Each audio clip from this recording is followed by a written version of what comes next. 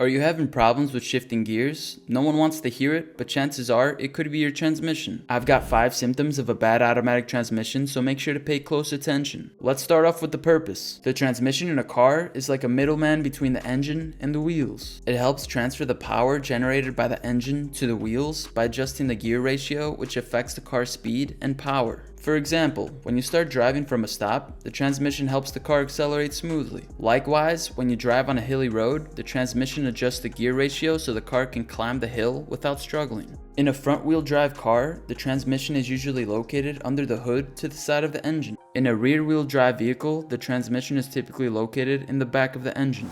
The first symptom is having an engine light on. If the transmission control module notices the transmission is not working properly, it will communicate this with the ECM, turn on the engine light, and set a diagnostic code. In some situations, the transmission light will come on instead. Here's some codes related to a faulty transmission. The second symptom is delayed engagement. When you put your car into gear, like drive or reverse, you should feel it engage right away. If there's a delay or it feels like your car is slipping, that could be a sign that something's wrong with the transmission. Basically, the transmission is what helps your car shift from one gear to another. Inside the transmission, there are parts called clutch packs that help the car change gears. Over time, these parts can wear out or get damaged, which can make it harder for the transmission to do its job. The gears inside the transmission can also get worn or damaged, which can cause similar symptoms.